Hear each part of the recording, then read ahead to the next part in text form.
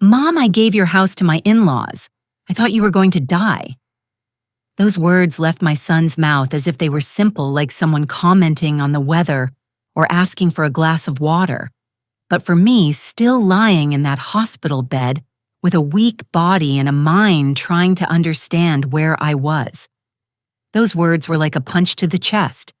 I had just woken up from a coma that lasted 6 months. 6 months where my body rested, but my soul, I do not know where my soul was. And the first thing my only son said to me was not, "Thank God you are alive." It was not, "Mom, I was so afraid of losing you." No, it was that he had given away my house, the house I built with my own hands, with my sweat, with my years of work, to his in-laws, because he thought I was going to die. My name is Emily Parker. I'm 60 years old, and this is my story. I was born in a small town south of Chicago. My mother sewed dresses for the ladies at church, and my father worked in construction. We did not have much, but we had dignity. My mother always said, "Emily, never ask for anything you cannot earn with your own hands." I carried that lesson with me all my life. At 22, I married David. He was a bricklayer, honest and hardworking. We had Michael 2 years later. I remember the day he was born as if it were yesterday. It was a January morning, cold with fog covering the streets. I held that baby in my arms and thought, I am going to give you everything I never had. And I did. David died when Michael was barely 8 years old.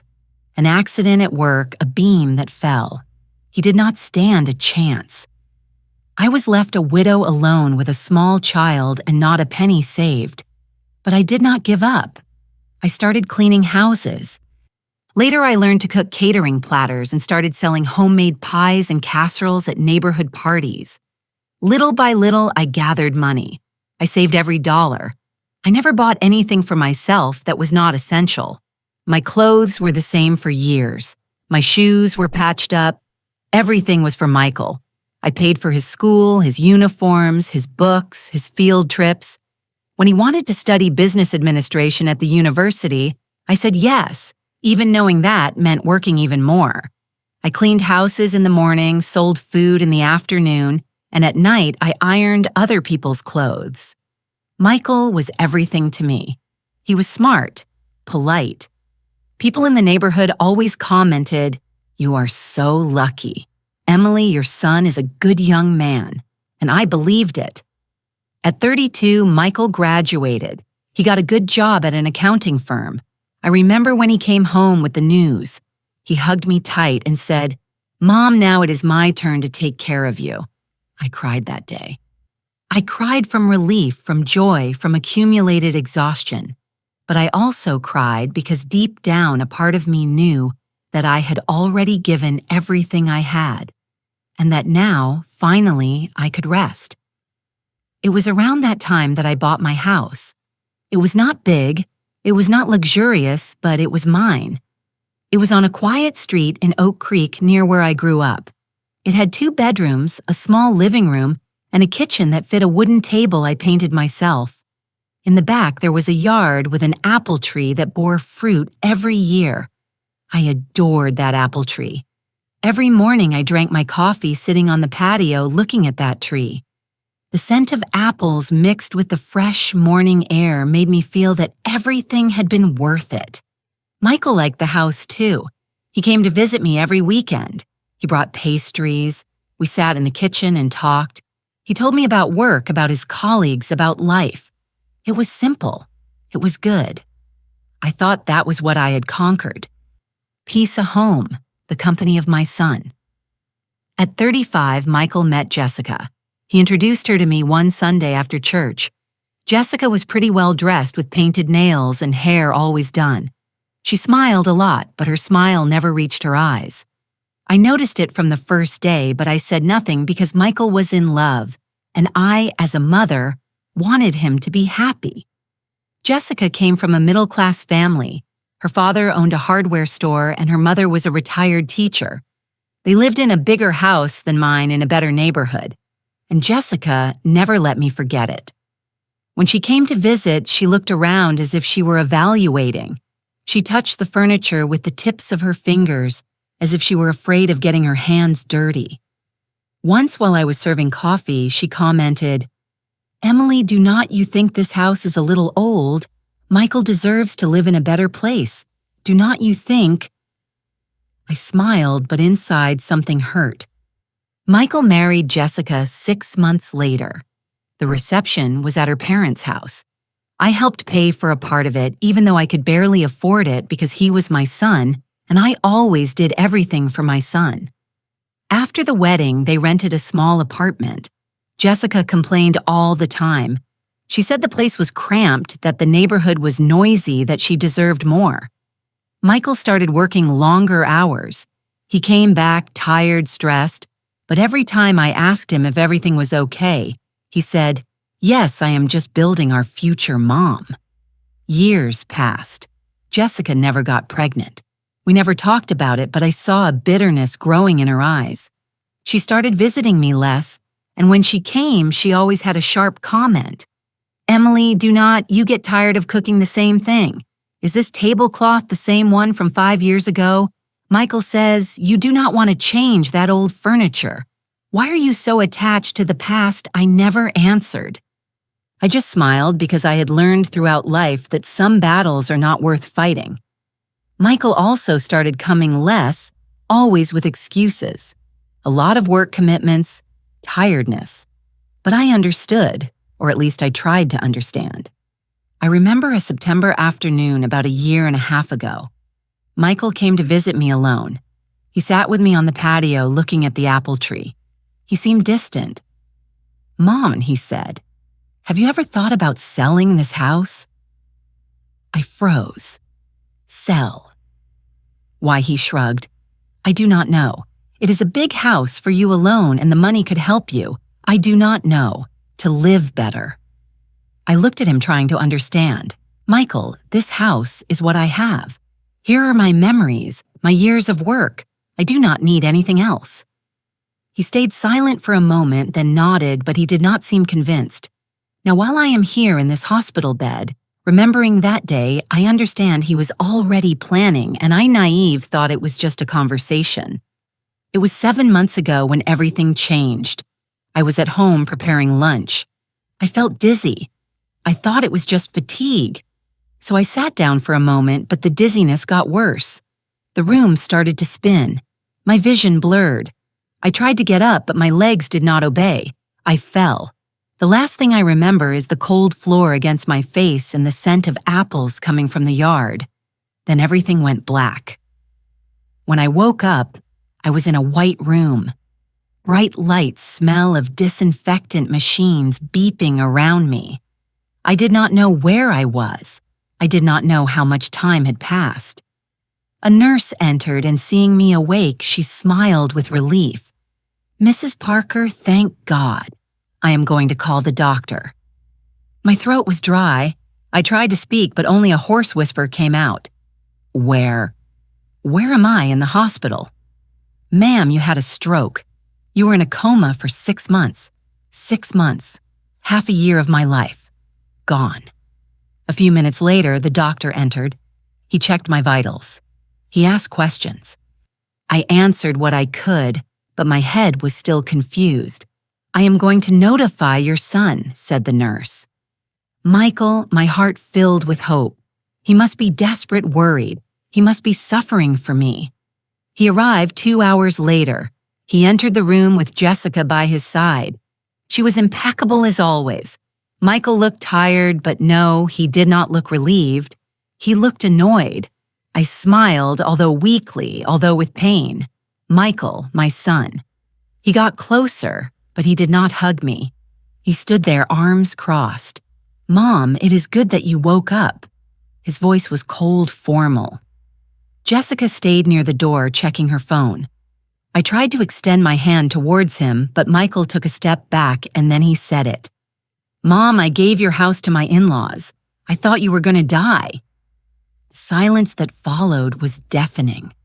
I looked at him, waiting for it to be a bad joke, but his face was serious. Jessica looked up from her phone and completed with a calm voice, "Find another place to live." Something inside me broke in that moment. It was not rage. It was not despair. It was clarity. I looked at my son, the boy I held in my arms, whom I fed, clothed, educated, and I saw a stranger. I said nothing. I just closed my eyes and breathed deep. And in that silence, I made the most important decision of my life. I was not going to argue. I was not going to beg. I was not going to lower myself. I was going to do what I always did, solve everything with my own hands. And they still did not know what was coming. I spent 3 more days in the hospital, 3 days where nurses came in and out, where doctors checked my vital signs, where tasteless food arrived on plastic trays. But none of that mattered. My mind was somewhere else. It was in my house, on my patio, under the shade of my apple tree. I thought about how things had been before Jessica, before my son became someone I no longer recognized. And while I looked at the white ceiling of that hospital room, I allowed myself to remember. I remembered when everything was different. Michael was a sweet boy. I do not say this just because he was my son. I say it because it was true. When he was 5 years old, he used to wake up early and come to the kitchen while I prepared breakfast. He sat on a wooden chair with his legs dangling because he still could not reach the floor and looked at me with those big, dark eyes. "Mom, can I help you?" I gave him a wooden spoon, and he stirred whatever I was cooking. Beans, oatmeal, whatever. It did not matter. The important thing was being together. I remember an April morning when he was 6 years old. He brought me a flower he had pulled from the neighbor's garden. It was a purple wildflower, all crumpled because he had squeezed it too tight in his little hand. "It is for you, Mom, because you are the prettiest." I kept that flower between the pages of my Bible. I still have it dry, fragile, but still there. That was the Michael I knew. The boy who cried when he saw a stray dog because he wanted to take it home. The boy who hugged me before sleeping and told me, "Mom, when I grow up, I'm going to buy you a huge house." I stroked his hair and told him, "I do not need a huge house, my love. I just need you to be happy." And I meant it. David had died in August. August is a cruel month. It is hot. The air is heavy. And that year was worse because my world collapsed. I remember the day they came to knock on the door. 2 men from the construction company where David worked held their hard hats in their hands and kept their eyes low. "Ma'am, there was an accident." I do not remember much of what they said after. Something about a beam, about negligence, about it being instant. But none of that mattered. David was dead, and I was alone with an 8-year-old boy. The funeral was simple. We did not have money for something big. Some flowers, a modest casket, the priest saying words that were lost in the wind. Michael was quiet the whole time. He did not cry. He just held onto my hand tightly as if he were afraid that I would also disappear. That night, when I tucked him in, he finally spoke. "Mom, is Dad coming back?" I broke. I lay down beside him, hugged him tight, and cried. I cried everything I had not been able to cry during the day, and he hugged me too with his thin little arms and told me, "Don't cry, Mom. I am going to take care of you." He was 8 years old, and he already wanted to take care of me. And I swore in that moment that I would do everything possible so that he had a better life than mine. The first years were the hardest. I worked from 600 in the morning until 10 at night. I cleaned houses in neighborhoods where the ladies looked at me with pity. "Poor thing," they said, "so young and already a widow." I did not care about the pity. I cared about the money. Every dollar I earned, I kept in a cookie tin hidden under my bed. That tin was my future. It was Michael's education. It was our food. It was everything. Michael went to school in the mornings, and in the afternoons, he stayed with the neighbor, Mrs. Higgins.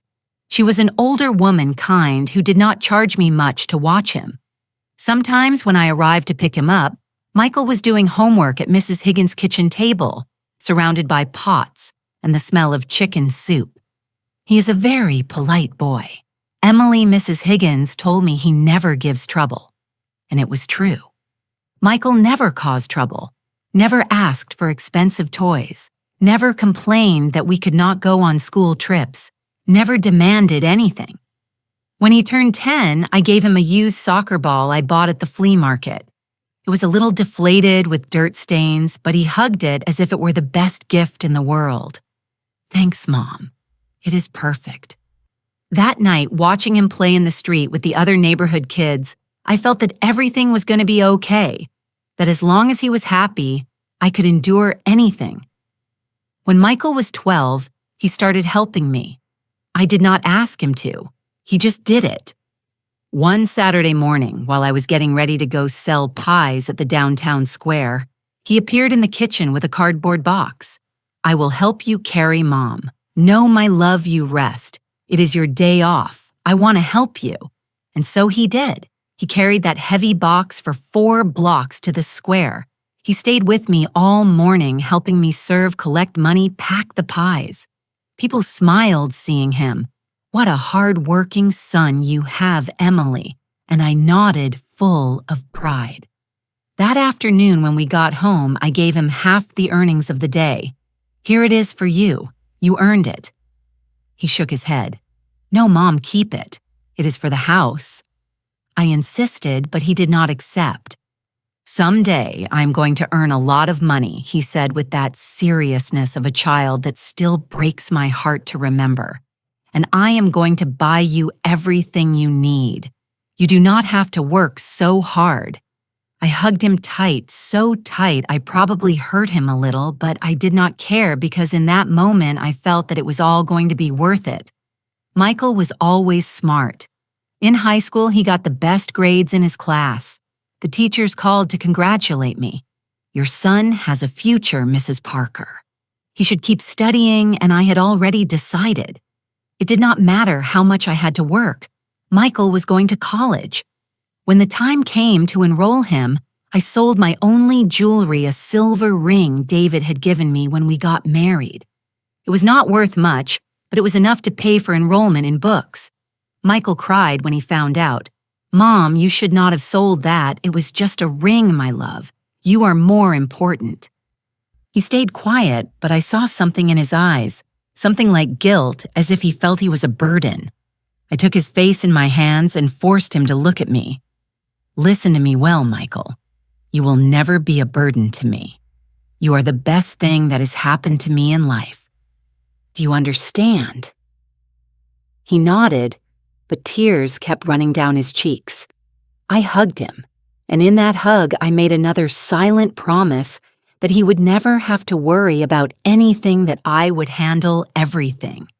And so it was. During 4 years of college, I worked double. I cleaned houses, sold food-ironed clothes. My hands filled with calluses. My back started to hurt. But it did not matter because Michael was studying. And when he graduated with honors, when he went up on stage to receive his diploma and looked for me in the crowd to smile at me, I knew I had done the right thing. It was in those years that I bought the house. I had saved for 15 years, dollar by dollar, coin by coin. The cookie tin under my bed had filled, emptied, and refilled so many times I lost count. But finally, I had enough for the down payment on a small house. I saw it one Sunday after church. It was for sale with a sign half falling off the door. It was modest with unpainted brick walls, old windows, a neglected yard, but it had potential. I spoke with the owner, an older man who was moving with his daughter to another city. I offered him everything I had.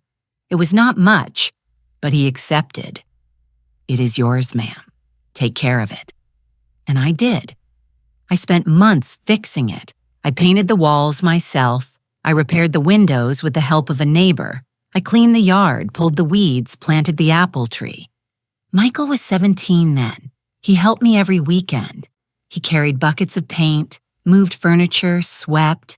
"It is going to look beautiful, Mom," he said, wiping sweat from his forehead. And he was right. When we finally finished, when I sat on the patio for the first time with a cup of coffee and looked around, I felt something I had not felt in years. Peace. This was my house, our home, the place where Michael and I could finally rest after so many years of struggle. But good things never last forever. Michael entered the university at 19. It was hard to pay for it, but I was already used to hard things. During those 4 years, I saw him change. Not all at once. It was gradual. He started dressing differently. He left the simple t-shirts and started wearing collared shirts. He styled his hair with gel. He bought shoes that I knew cost more than he said. A friend gave them to me. Mom. He didn't use them anymore. I did not believe him, but I said nothing. He also started coming home late. He said he had to study at the library, that he had group projects, but sometimes he arrived smelling of beer. "Are you okay, my love?" "Yes, Mom, just tired." And I let him go to his room without further questions because I trusted him, because he was my son, and because I never thought he could turn into someone I would not recognize. He graduated at 23. He got a job quickly at an accounting firm downtown. The salary was good, better than what I had earned in my whole life. "Now it is my turn to take care of you, Mom," he told me the day he received his first check. He gave me $1,000. $1,000. I cried. I tried to refuse, but he insisted. "Please, Mom, let me do this," and I accepted. For the next few years, Michael helped me financially. Not much, but enough so I could work less, so my hands could rest a little, so my back would not hurt so much. He came to visit every weekend. He brought pastries, sometimes flowers. We sat on the patio under the apple tree and talked. He told me about work, about his bosses, about his colleagues. I cooked his favorite dish, casserole with rice. "Nobody cooks like you, Mom." And I smiled, because those moments were everything to me. Those simple moments without complications, where it was just him and me, mother and son, as it always should have been. But then he met Jessica, and everything changed. At first, it was subtle. Michael started coming less on weekends. I have a dinner with friend's mom. I went out with someone from work. I am going to be late. Do not wait for me. And I understood he was young. He needed his life. But when he finally introduced her to me, I knew something was wrong. It was not because of how she looked. Jessica was pretty well groomed, polite. It was because of how she looked at me, as if I were less, as if my house were less, as if everything I had built was worth nothing. I remember that first Sunday. They arrived after church. Michael wore a big smile. "Mom, this is Jessica, my girlfriend." Jessica extended her hand, but she did not smile with her eyes. "Nice to meet you, Mrs. Parker." "Likewise, honey. Come in. Come in. I made coffee." I took out the sweetbread I had bought that morning. The mugs were old, but they were clean. The table was wooden, worn, but sturdy. Jessica sat carefully as if she were afraid of getting dirty. While I served coffee, I saw her looking around. Her gaze stopped on the faded curtains on the walls with old paint on the calendar hanging on the wall. And I saw something in her expression, contempt. Michael did not notice. He was too busy looking at her with eyes full of adoration. "Mom makes the best coffee," he said. Jessica took a sip and smiled, but the smile was not sincere. "It is good." We spent an hour talking, or rather, I asked questions, and Jessica responded with short, polite, empty answers. When they left, Michael hugged me. "Thanks, Mom." Jessica was a little nervous, but she liked you. I smiled and nodded, but in my heart, I knew the truth. Jessica was not nervous. Jessica was evaluating me, and I had failed the test. Now lying in this hospital bed with the constant beeping of machines around me, I understand everything. I understand that from that first day, Jessica saw my house as something she could take. I understand that Michael, little by little, stopped being my son and became her husband. I understand that while I gave everything, they just waited. They waited for me to disappear, and they almost succeeded. But I woke up, and now everything was going to change. Michael's wedding to Jessica was in June. June is a rainy month, but that year the sky was clear, as if even the weather conspired for everything to go perfectly. The wedding was in the garden of Jessica's parents' house. A big house, 2 stories, with white columns and a garden full of roses.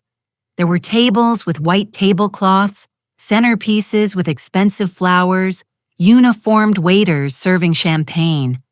I arrived early with the nicest dress I had. I had bought it used at a thrift store, but it was in good condition. Beige simple with long sleeves. I did my hair myself, pulled back in a low bun. When I arrived, Jessica's mother, Sarah, received me with a tense smile. "Emily, good thing you arrived. Come, let me introduce you to the family." She took me from table to table, introducing me as the groom's mother. People nodded, smiled politely, and then continued talking among themselves. I did not fit in there. I knew it from the moment I saw the dresses of the other ladies.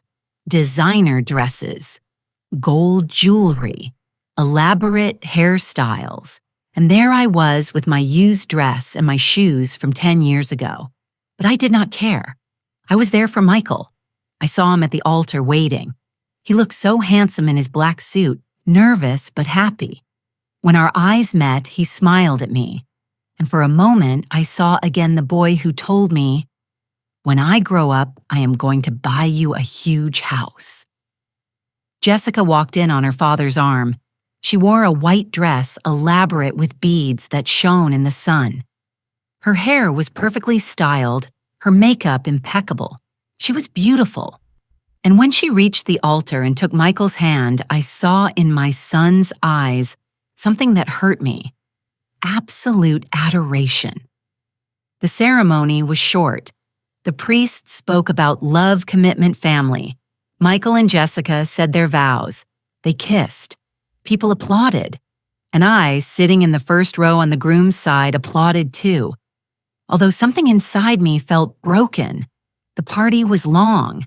There was music, dancing, food dishes I had never tasted. Wine that cost more than I earned in a week. I sat at a table in the back alone most of the time. Some of Jessica's aunts came to talk to me, but the conversation was always brief, awkward. "And what do you do for a living, Mrs. Parker?" "I sell food, catering, homemade pies." "Ah, how nice, how hard work." And then they left. Michelle came to see me once between dances. "Are you okay, Mom?" "Yes, my love. Everything is beautiful. I am very happy for you." He kissed me on the forehead and returned to Jessica. I stayed there watching them dance under the lights hanging from the trees. Jessica laughed. Michael looked at her as if she were the only thing that existed in the world, and I felt I was losing him. Not all at once, but little by little, like sand slipping through fingers. I helped pay part of the wedding. Michael did not ask me, but I insisted. "Mom, you do not have to do it. I have savings. I want to do it, my love. You are my only son. Let me help." I gave him $3,000. It was all I had saved that year. Money I had kept selling food cleaning houses. Michael accepted it. But I saw in his eyes something like pity. "Thanks, Mom. I am going to pay you back. I do not want you to pay me back. It is my gift to you." But he never saw it that way. Neither did Jessica. Months later, during a lunch at my house, I heard Jessica talking to Michael in the living room while I prepared coffee in the kitchen. "I cannot believe you accepted that money from her. Poor thing. She surely was left with nothing." Her tone was not compassionate. It was mocking. Michael murmured something I did not manage to hear. "I just do not understand why she lives in this house that is so old. She could sell it, move to a smaller apartment, more modern. This is too much for her alone." I stood still with the coffee pot in my hand. Michael did not answer. And that silence hurt me more than any word. The first months after the wedding, Michael kept coming to visit me. Not as often as before, but he came. Sometimes he brought Jessica. Other times, he came alone. When he came alone, it was like before. We sat on the patio under the apple tree and talked. He told me about work, about married life, about the plans he had. Jessica wants us to buy our own house. Mom, we are saving. That is good, my love. A house is important. Yes, although sometimes I feel we are never going to gather enough. Everything is so expensive. I listened to him, nodded, served him more coffee. But when Jessica came with him, everything was different. She sat on the edge of the chair as if she were afraid of getting dirty. She looked at her phone most of the time. She answered with monosyllables when I spoke to her, and always she had something to criticize. Emily, why do not you change these curtains? They are very old. This table is very scratched. Have not you thought about buying a new one? The patio would be better if you put tile down. This dirt gets full of dust. I smiled and said, "You are right, honey. Someday I will do it." But I never did because this was my house and I liked it just as it was. A year passed. Michael and Jessica were still renting the same small apartment. Jessica complained constantly. "I cannot live like this forever, Michael. We deserve something better." Michael worked more hours. He came home tired, stressed. He started looking thinner with bags under his eyes. One night, he came to see me alone. It was Friday around 9:00. It was raining. He arrived soaked without an umbrella. "Michael, what happened?" He entered without saying anything. He sat at the kitchen table with his hands in his hair.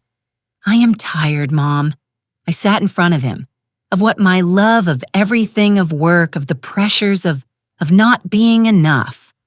I took his hands. "You are more than enough. Do not let anyone make you feel otherwise." He stayed quiet for a moment. Then he looked up. "Jessica wants us to buy a house, but I do not have enough money for the down payment. I have been looking for loans, but interest rates are sky high. Give it time, my love. It will come. I do not know if she can wait anymore. She is. She's very frustrated." Something in his voice hurt me, as if Jessica's frustration was more important than his own peace. Michael listened to me. "You cannot live just to please someone else, not even your wife." He looked at me surprised. "Mom, I am telling the truth. Marriage is of two. If she cannot have patience, then the problem is not yours. It is hers." He stayed in silence. Then he nodded, but he did not look convinced. That night, he stayed to sleep in his old room, and for a moment, everything was like before. My son under my roof, safe at peace. But things did not improve. Jessica started calling Michael at all hours. I knew because when he came to visit, his phone would not stop ringing. "It is Jessica. She wants me to come home." "But you just got here." "I know, Mom." But she is upset. She says I left her alone all day, and he left. Every time that happened, I stood at the door watching him walk away, and I felt I was losing him more and more. 2 years after the wedding visits became increasingly scarce. Michael only came once a month, sometimes not even that. When I asked him why, he always had an excuse. "Too much work, Mom." "Jessica does not feel well. We have commitments." And I nodded, although inside something broke a little more each time. It was around that time I started noticing Michael was different. Not just busier, more distant. He spoke less. He smiled less. When he came to visit, he stayed only an hour and then left. "Sorry, Mom, I have to go. But you have not even tasted the casserole. Next time, I promise." But next time was always the same. And little by little, I stopped cooking for him because I knew he would not stay to eat. 3 years after the wedding, Jessica and Michael still had no children. I never asked. It was not my place, but Jessica mentioned it once during one of her few visits. We were sitting in the living room. Michael had gone to the bathroom and suddenly Jessica said, "We cannot have children." I looked at her surprised. "I'm so sorry, honey. It is not your problem." Her voice was cold. "But Michael is taking it badly.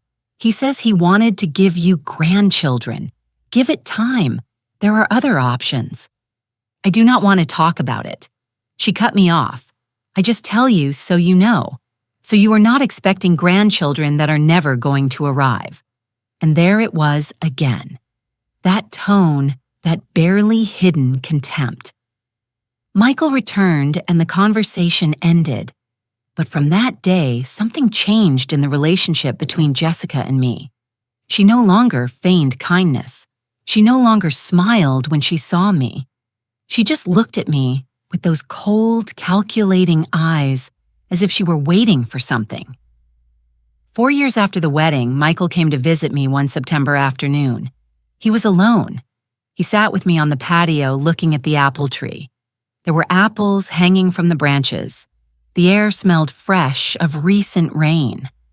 "Mom," he said without looking at me, "have you ever thought about selling this house?" I felt the air escape my lungs. Sell, why? He shrugged. "I do not know. It is big for you alone. And the money could help you. You could move to a smaller place, easier to maintain, Michael. This house is my home. Here are all my memories. Your dad and I, we built this together. You grew up here. I know, Mom. I was just thinking out loud." There was a long silence. "Did Jessica ask you to ask me this?" Michael did not answer, and that lack of answer was all the answer I needed. I looked at him.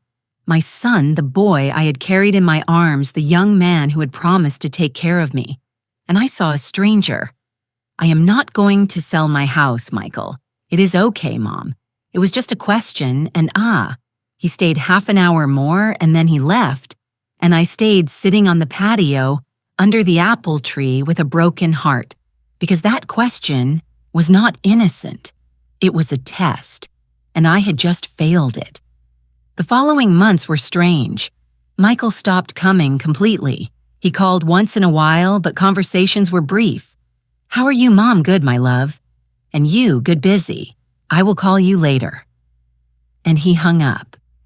I tried not to think too much about it. I tried to convince myself it was normal that he was busy, that he had his own life. But deep down, I knew the truth.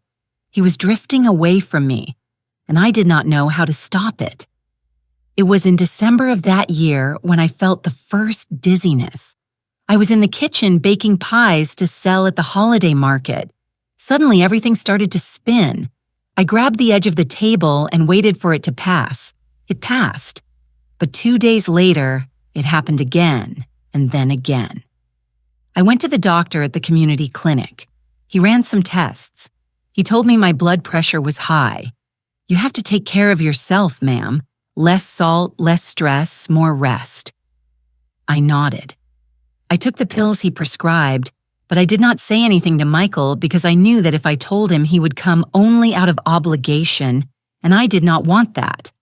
I wanted him to come because he loved me, not because he felt guilty. Another year passed. The dizziness continued. Sometimes it was mild, other times strong, but I kept going. I kept selling food. I kept taking care of my house. I kept waiting for Michael to come back. And then, one afternoon in May, everything changed. I was in the kitchen as always preparing lunch. The radio was on. They were playing an old country song. Suddenly, I felt the floor move under my feet, but this time it did not stop. I tried to grab onto something, but my hands did not respond. I fell, and before everything turned black, I managed to think, "Michael, forgive me. I do not remember the hospital. I do not remember the ambulance or the lights or the voices of the paramedics. The only thing I remember is waking up in darkness, a complete, silent, heavy darkness. I could not move my body. I could not open my eyes. I could not speak, but I could hear. At first, they were just distant sounds, beeping, muffled voices, hurried steps. Then little by little, I started to recognize words. Severe stroke. She is in a coma. We do not know when she will wake up if she wakes up. And then I heard Michael's voice. How long can she be like this? He did not sound anguished. He sounded tired. The doctor answered something I did not hear well, but I caught loose words. Weeks, months. There are no guarantees. I wanted to scream. I wanted to tell him I was there, that I could hear him, not to leave me. But my body did not respond, and everything went back to darkness. The coma is a strange place. It is not like sleeping. It is not like dreaming. It is like being suspended between two worlds, neither here nor there. Sometimes I heard voices. Sometimes I felt hands touching mine, but I could not answer. The first days or weeks, I'm not sure, I heard Michael coming to visit me. He would come in, sit next to my bed, and talk. Mom, I do not know if you can hear me. The doctors say that maybe you can, that maybe it helps. He paused. Jessica says we have to be realistic, that you would not want to live like this. Another longer pause. I do not know what to do, Mom. I do not know what you want me to do. And then he would leave. I wanted to scream at him. I am here. I am fighting. Do not leave me. But I could not. Michael's visits became less frequent. At first, he came every day, then every 2 days, then once a week. And when he came, he did not talk as much anymore. He just sat in silence. Sometimes he whispered, I am sorry, Mom. But he never said why he was sorry. One day, I heard Jessica. It was the first time she came, or at least the first time I heard her. Her voice was cold and patient. Michael, we cannot keep paying this. The hospital is expensive. It is my mother, Jessica. I know, but the doctors say she can be like this for months or years. Are we going to spend all our savings on this? What do you want me to do? Pull the plug. I am not saying that. I am just saying that we have to think about ourselves too. There was a silence. She has a house, Jessica said. A big house. It is empty. We could number. Michael's voice sounded firm. I am not going to touch her house. I am not saying you sell it, just that we use it temporarily while she is here. Jessica. I already said no.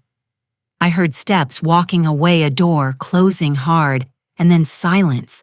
I wanted to cry.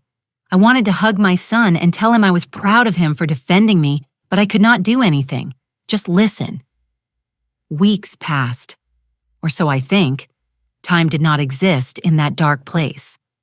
Michael's visits became shorter and shorter. He came in, sat for 5 minutes, and left. Sometimes he did not even speak. And I was there, trapped in my own body, screaming in silence. Then one day, everything changed. I heard new voices, voices I did not recognize. It is a beautiful house, and it is in good condition. Yes, my mother-in-law took very good care of it. It was Jessica talking to someone, and she agrees with you moving here. She is indisposed in the hospital. But I am sure she would not mind. It is family after all. My heart, if it was still beating in any way I could feel, sank. Well, if you are sure, completely sure, you can move in whenever you want. No, no, no, no. Jessica was giving away my house. My house, the place I built, with my sweat. The place where my son grew up. The place where all my memories were. And I could not do anything to stop her. The following days were torture. I heard fragments of conversations. Jessica talking on the phone. Yes, Mom. I already told you that you can use the house. It is big. You are going to be comfortable. Michael with a tired voice. Are you sure about this, Jessica? Michael, your mother is not going to wake up. The doctors said it. And even if she wakes up, do you think she is going to be able to live alone? She is going to need care. It is better that the house is occupied. They did not say she is not going to wake up. They said they do not know. It is the same. No, Jessica, it is not the same. but his voice had no conviction. He sounded defeated, as if he had already lost the battle. And then one day I heard Jessica's parents, older voices, polite, grateful. "Thank you very much, Michael. Really. You do not know how much we appreciate this." "No problem, Frank. The house was empty anyway." "And your mom, how is she?" A silence the same. No changes. Poor woman. "But well, at least her house is not alone. We are going to take good care of it." "Thank you." And like that, just like that, my in-laws, who were not even mine but my daughter-in-laws, moved into my house, to my home, to the place where I planted the apple tree with my own hands, and I could do nothing but listen. Listen to how they dismantled my life while I fought to return to it. More weeks passed, or months. I do not know.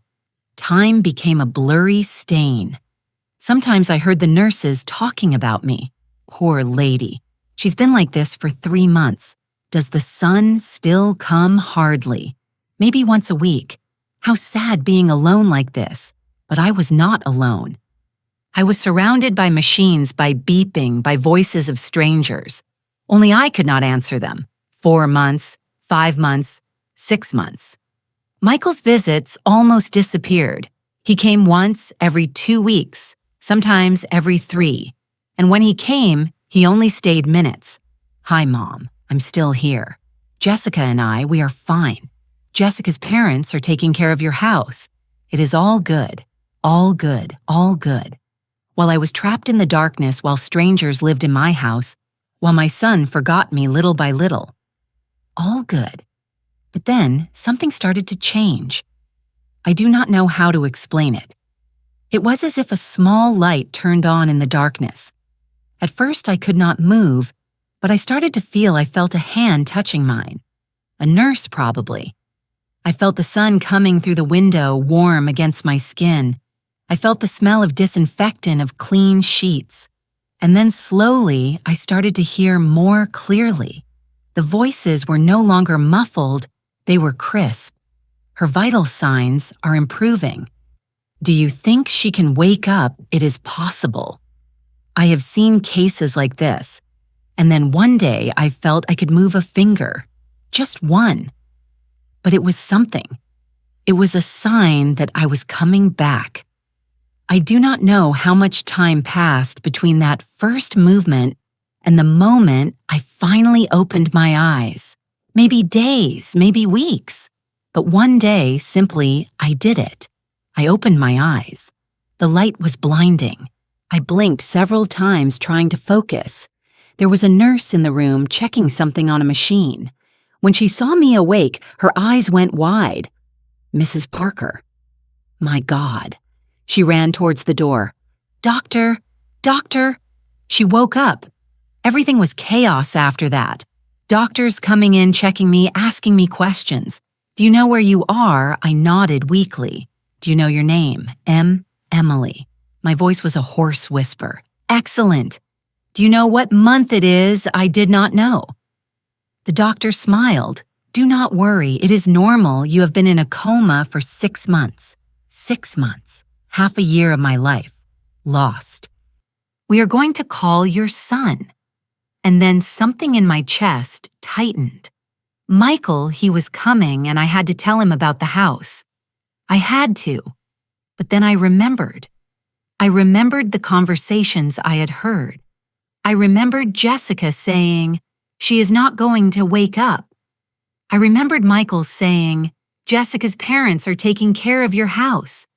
And in that moment, lying in that hospital bed after 6 months of darkness, I made a decision. I was not going to be the victim. I was not going to beg. I was not going to cry. I was going to do what I had always done. Solve things with my own hands. But first, I had to hear what Michael had to say. I had to see if my son was still there under Jessica's influence or if I had lost him forever. Michael arrived 2 hours later. He entered the room with Jessica by his side. He looked tired, she impeccable. I looked at them from the bed with my body still weak, but my mind clearer than it had been in years. Michael approached slowly. "Mom, it is good that you woke up." His voice was flat without real emotion. Jessica stayed by the door looking at her phone. I tried to smile, but I could not. Michael took a step closer, but he did not touch me. And then he said it.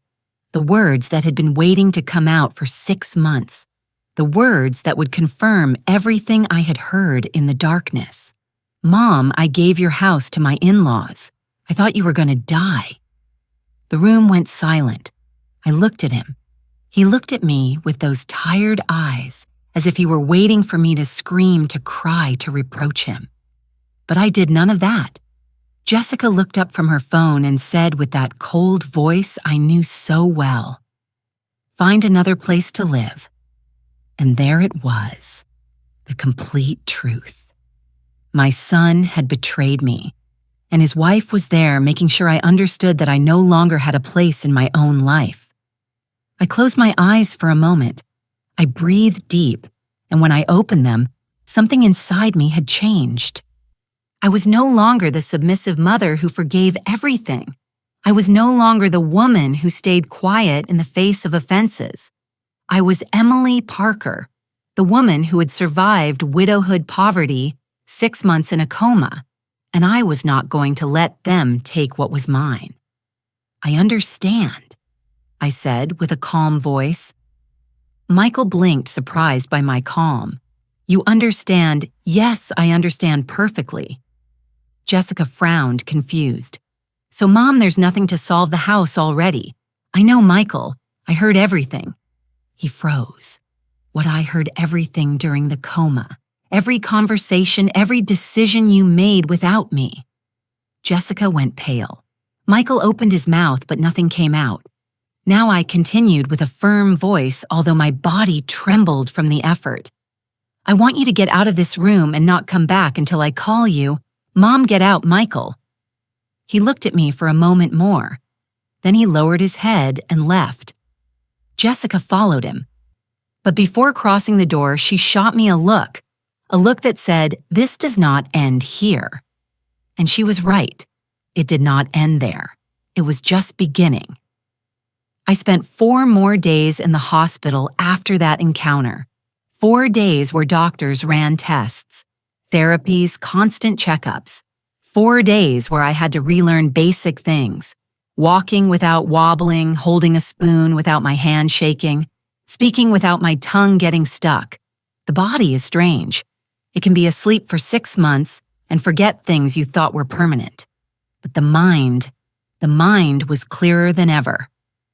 During those 4 days, while nurses helped me walk down the hall, while physical therapists guided me in simple exercises, I thought about everything I had heard during the coma. I thought about the conversations between Michael and Jessica. I thought about how they had given away my house without my consent, and I thought about what to do about it. Because one thing was clear, I was not going to sit with my arms crossed. Michael did not come back to visit me during those 4 days. He called once the second day after I woke up. He spoke with the nurse. He asked how I was and asked her to give me a message. "Your son says he's busy with work, but he will come soon." I nodded, but I knew the truth. He did not come because he was afraid to face me, afraid that I would reproach him. And he was right to be afraid. Jessica did not come either, but that did not surprise me. She had never come before. Why would she start now? The 3rd day in the hospital, I asked to speak with the social worker. She was a young woman about 30 with glasses and a kind smile. "Mrs. Parker, how can I help you? I need to make some calls and I need information." She sat next to my bed. She took out a notebook. "Tell me." I was in a coma for 6 months. During that time, my son made decisions about my property without my consent. I need to know what rights I have.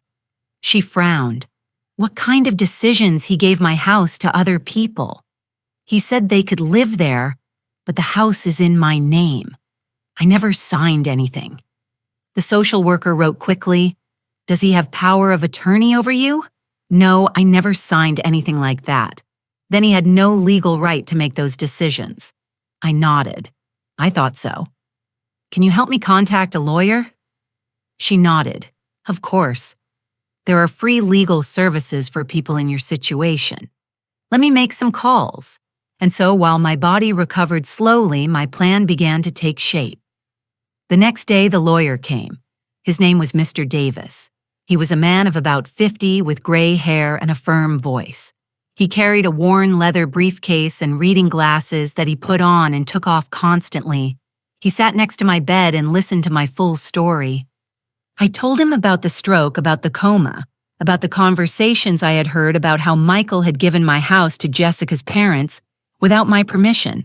He took notes, nodded, asked questions. Is the house in your name? Yes, only in my name. Do you have the deed?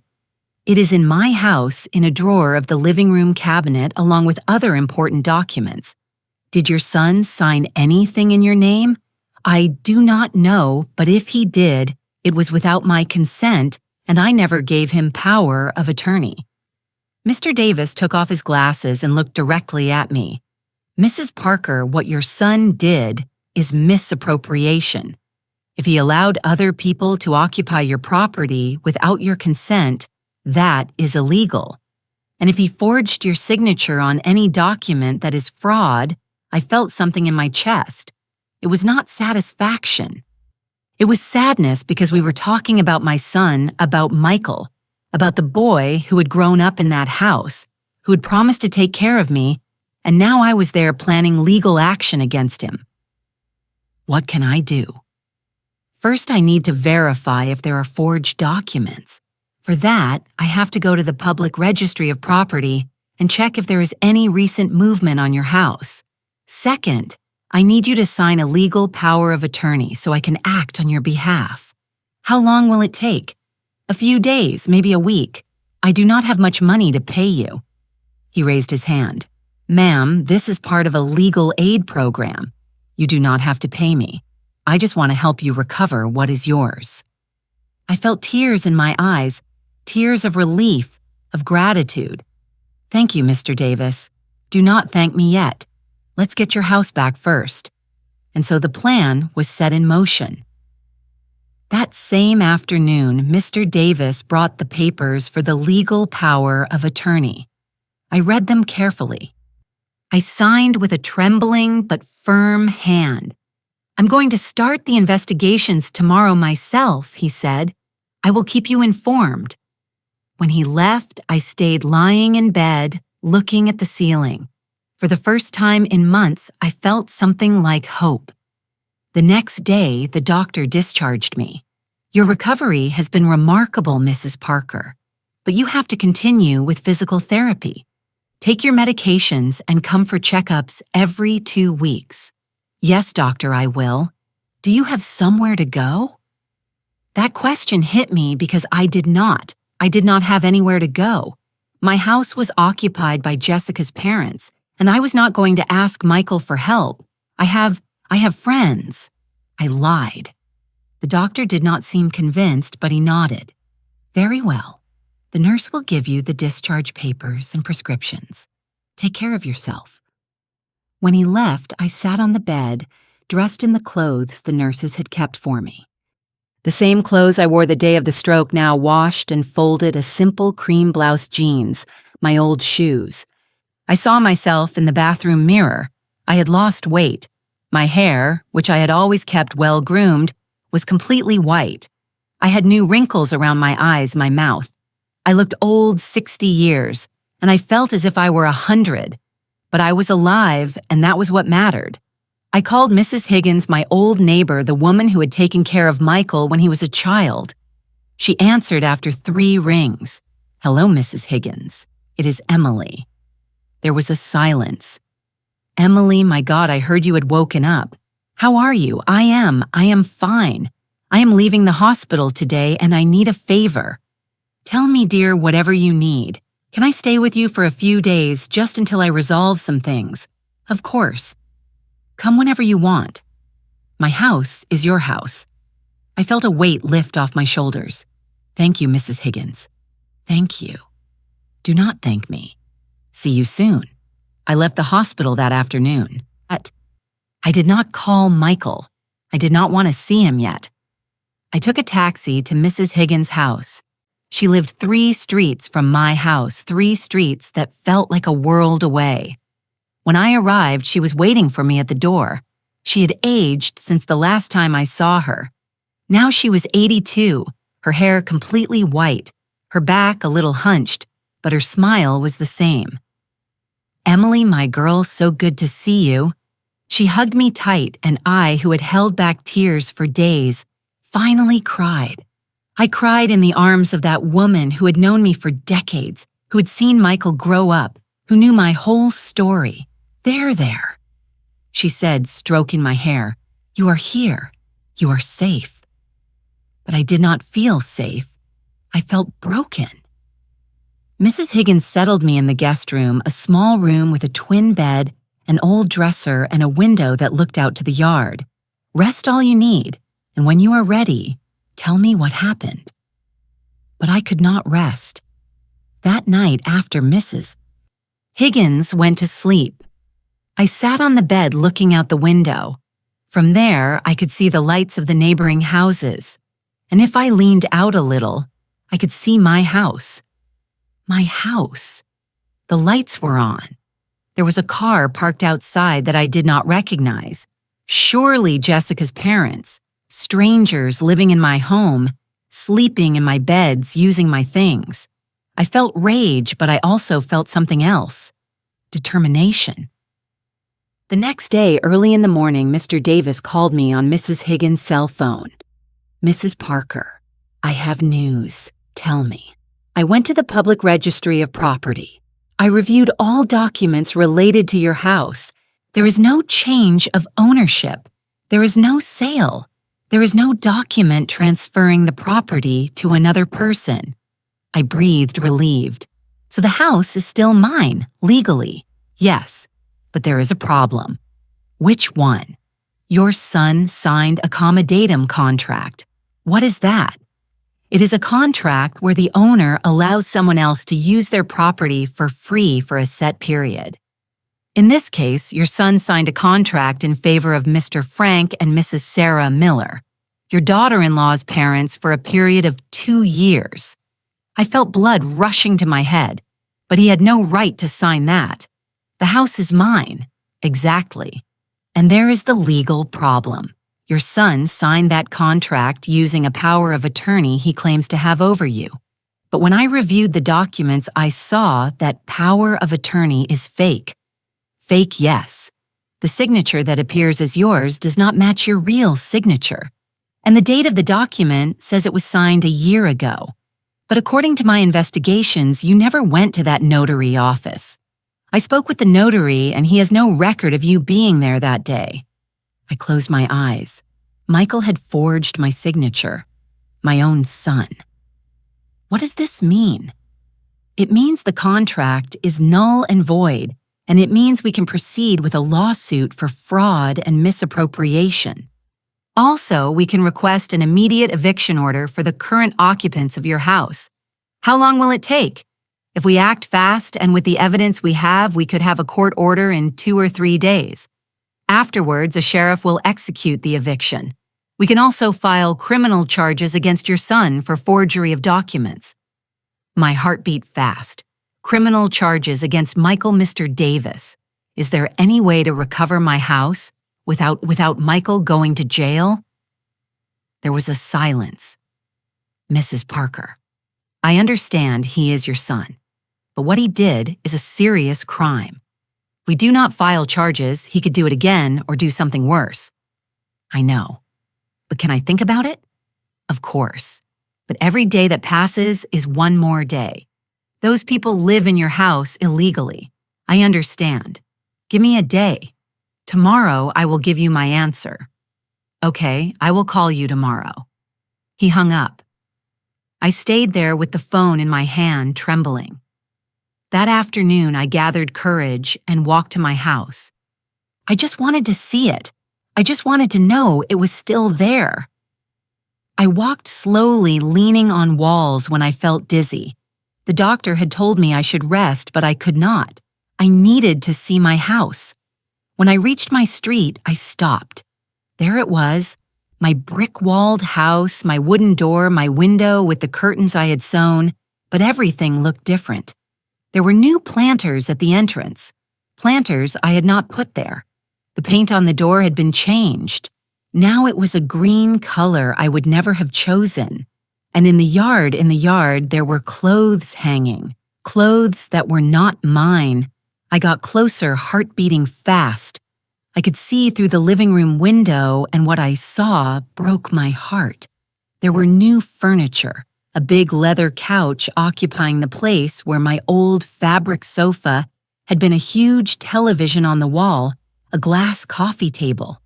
Everything of mine had disappeared as if I had never existed. "Can I help you?" I jumped. An older man was at the door. He must have been about 65 with gray hair and glasses. He wore a plaid shirt and jeans. Frank, Jessica's father. I just, "Are you looking for someone?" He looked at me with suspicion as if I were a stranger, as if I were not the owner of that house. Something inside me cracked, but I was not going to give him the pleasure of seeing me cry. "I have the wrong house," I said with a calm voice. "Excuse me." And I turned around. I walked back to Mrs. Higgins' house with tears running down my cheeks. But they were not tears of sadness. They were tears of rage. That night, I called Lawyer Davis. "Mr. Davis, proceed with everything." "Are you sure?" "Completely sure.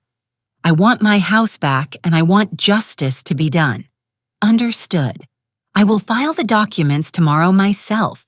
In 3 days at the latest, we will have the court order." "Thank you, Mrs. Parker. I know this is hard, but you are doing the right thing." "I know." I hung up. I sat on the bed looking out the window towards my house, and for the first time in a long time, I felt I had control. Michael and Jessica thought they could take everything from me. They thought I was weak, that I was a victim. But they were wrong. And soon, they would know. The next 3 days were the longest of my life. Not because of physical pain. That was already diminishing. The therapy I did every morning at Mrs. Higgins' house was working. I could walk without getting dizzy. I could hold a cup of coffee without trembling. No. What consumed me was the wait for the court order, the wait for all this to end. Mr. Davis called me every afternoon with updates. I already filed the lawsuit, Mrs. Parker. The judge is reviewing the documents. We need one more signature and additional witness. Each call filled me with anxiety and hope at the same time. Mrs. Higgins tried to keep me distracted. "Come, Emily, help me make these cookies. Let's watch the soap opera. Tell me how you feel today." She was kind, patient, but I could not concentrate on anything other than my house, on recovering what was mine, and facing Michael. The second day, after leaving the hospital, Michael finally came looking for me. Mrs. Higgins warned me from the door. "Emily, your son is here." I felt my stomach turn. "Do you want me to tell him you are not here?" "No, let him in. I needed to see him. I needed to look him in the eye." Michael entered the living room with an insecure step. He looked tired, thinner than the last time I had seen him at the hospital. "Mom, sit down." He sat on the armchair across from me. Mrs. Higgins disappeared discreetly towards the kitchen. We stayed in silence for a long moment. He looked at the floor. I looked at him. Finally, he spoke. "I did not know you had left the hospital.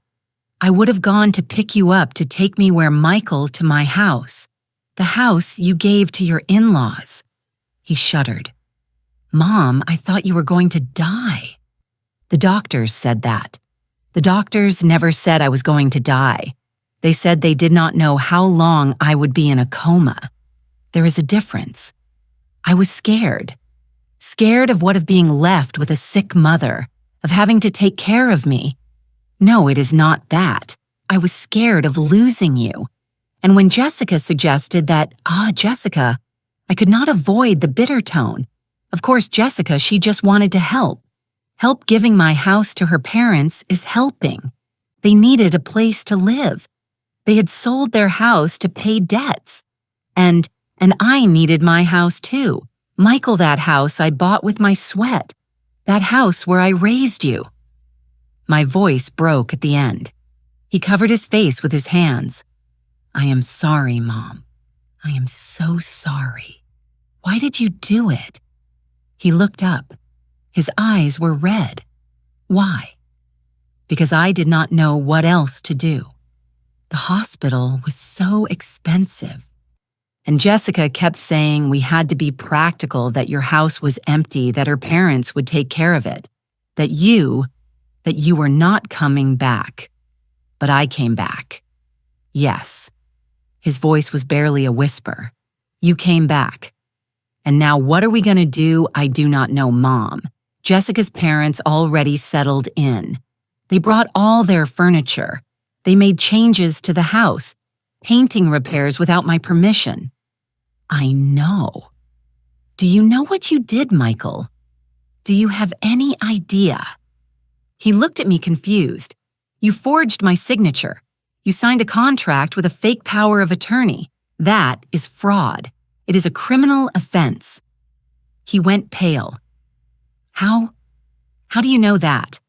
Because I hired a lawyer, and he investigated and he found the document with my forged signature. Mom, I did not. Was it Jessica who forged my signature? He stayed quiet. Answer me, Michael. She knew someone. A notary who did the papers I just signed as a witness. I closed my eyes. So it was worse than I thought. Not only had they taken my house, they had planned everything. They had conspired, and you did not think it was wrong. I thought that you were not going to wake up. His voice was weak. I thought you would never find out. I opened my eyes and looked at him, really looked at him. And I saw a man I no longer recognized, a weak man manipulated, lost. Michael, I am 60 years old. I have worked all my life. I have survived losing your father. I have survived poverty. I have survived 6 months in a coma. And I am going to survive this too. Mom, I am going to recover my house with or without your help. What are you going to do? I already did it. I filed a lawsuit. In 1 or 2 days, there will be an eviction order and Jessica's parents will have to leave. He stood upset. You cannot do that. They do not have anywhere to go. I did not have anywhere to go, Michael. My voice boomed in the small living room. He froze. I woke up from a coma and my own son told me to find another place to live. Do you have any idea how that felt? Tears were running down my face now. I spent 6 months fighting for my life, 6 months in the dark. And when I finally returned, the first thing I heard was that they had taken everything from me. My house, my home, my place in the world. Mom, please. No, Michael. There is no please anymore. I already made my decision. Jessica is going to kill me if I do this. And there it was, the truth. He did not care about me. He cared about Jessica. Then you already know who to choose. He stood there, shoulders slumped, defeated. What do you want me to do? I want you to talk to Jessica's parents. I want you to tell them they have 3 days to vacate my house before the sheriff arrives. They're going to need more time. I needed more time to recover from the coma. But life does not give us what we need. Michael, it gives us what we deserve. And what do I deserve? I looked him straight in the eyes. You are going to have to decide that yourself. He left shortly after without hugging me, without saying anything else. He just turned around and left. Mrs. Higgins came out of the kitchen when she heard the door close. Are you okay, dear? I do not know, Mrs. Higgins. I do not know. She hugged me and I cried again. But this time, they were not tears of sadness. They were tears of liberation because finally, I had said everything I needed to say. That night, I could not sleep. I lay in bed looking at the ceiling, thinking about everything. I thought about Michael when he was a child, about how he hugged me, about how he told me he loved me. I thought about his graduation day, how he had looked for me in the crowd to smile at me. I thought about all the promises he had made me. When I grow up, I am going to take care of you. I am never going to leave you alone. You are the most important thing to me. When had everything changed? When had he become this man who puts his wife before his own mother? At what moment did I lose my son? The next day in the morning, Mr. Davis called me. Mrs. Parker, I have good news. The judge approved the eviction order. It will be executed the day after tomorrow at 10:00 in the morning. I felt my heart beating faster. So soon, yes. The judge saw the evidence of the forgery and considered it an urgent case. There is also an arrest warrant against your son and against the person who forged the documents, but that will be executed after the eviction. Arrest warrant. Yes. For fraud and forgery of documents. But we can still stop that if you want. If your son returns the house voluntarily and admits the crime, we can reach an agreement. I close my eyes. Arrest warrant. My son could go to jail. Give me until tomorrow. I'm going to talk to him. Okay, but the eviction stands. That cannot be stopped. I understand. I hung up. Mrs. Higgins looked at me from the kitchen door. Are you going to give him another chance? I do not know, but I need to try one last time. That afternoon, I went looking for Michael. Not at my house. I did not want to see Jessica's parents yet. I went to his work. It was an office building downtown, modern, with glass walls and security at the entrance. I asked the guard to call Michael. Tell him his mother is here. The guard made the call. Minutes later, Michael came down. He looked surprised. Mom, what are you doing here? I need to talk to you. Can we go somewhere? He looked at his watch.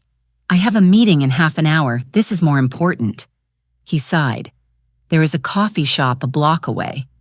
We sat at a table in the back. He ordered a coffee. I ordered a tea. When the drinks arrived, I spoke. The day after tomorrow at 10 in the morning, a sheriff is going to arrive at the house. He's going to execute an eviction order. Jessica's parents have to leave. Michael went pale. Did you already do it? Yes, Mom. They do not have anywhere to go. That is not my problem, Michael. That is your problem. You put them there. You take them out. And what do you want me to do? Put them on the street. I want you to find a solution, but let it not be at the expense of my house. He ran his hands through his hair, frustrated. Jessica is going to leave me if I do this. And there it was again, Jessica. Always Jessica. And what about me, Michael? Do not I matter? Yes, you matter. Mom? But what? But she is more important. He did not answer. And that silence was all the answer I needed. I stood up. There is something else you need to know. What there is an arrest warrant against you for fraud. But I can still stop it if you do the right thing. The right thing. Give me back my house. Admit you made a mistake. And make sure Jessica's parents leave in peace. Do that. And I dropped the criminal charges. He looked at me with wide eyes. You would send me to jail. I do not want to do it, Michael. You are my son. But if you force me, yes, I will do it. I cannot believe you are saying this. I cannot believe many things that have happened either, but here we are. I turned to go. Mom, wait. I stopped, but I did not turn around. What happened to us? His voice sounded broken. When did we become this? I turned slowly. We became this when you stopped being my son and became only Jessica's husband, and I left the coffee shop. That night, Michael called me. Mom, I talked to Jessica. I talked to her parents. They are going to vacate the house tomorrow. I felt huge relief. Really, yes. They are not happy. Jessica is furious with me, but they are going to leave. Thank you, Michael. Are you going to drop the charges if everything goes well tomorrow? Yes. Okay. There was a long silence. Mom, I am sorry. I really am sorry. I know. Will you forgive me someday? I close my eyes. I do not know Michael. Maybe. But that is going to take time. I understand. I love you, my son. I am always going to love you. But that does not mean I am going to let you hurt me again. I understand. We hung up, and I stayed there, sitting on the bed with a phone in my hand, feeling empty and full at the same time. Empty because I had lost something with my son that would never be the same. Full because for the first time in a long time I had defended myself. Eviction day dawned gray. Heavy clouds covered the Chicago sky, threatening rain. The air was humid, dense. I woke up early at 6 in the morning, although the eviction order was for 10 Zuyert. I had not been able to sleep well. I tossed and turned in bed all night thinking about what was going to happen. In a few hours, I would return to my house, but I did not know in what state I would find it. I did not know what Jessica's parents had done with my things, with my furniture, with my memories. Mrs. Higgins prepared coffee and muffins for breakfast. You have to eat something, Emily. It is going to be a long day. I tried to eat, but the food got stuck in my throat. I cannot, Mrs. Higgins. I am too nervous. I know, dear, but you need strength. I took a sip of coffee. It was hot, comforting. Do you want me to go with you? No, this is something I have to do alone. She nodded, understanding. But if you need me, just call. I will be here. Thank you. At 9:30, I left Mrs. Higgins' house. I walked slowly towards my street. My heart was beating so hard I could hear it in my ears. When I reached the corner, I saw there was already an official car parked in front of my house. It was white with official letters on the side. Lawyer Mr. Davis was standing next to the car talking to a uniformed man. It must be Officer Stevens. When he saw me, the lawyer came towards me. Mrs. Parker, good morning.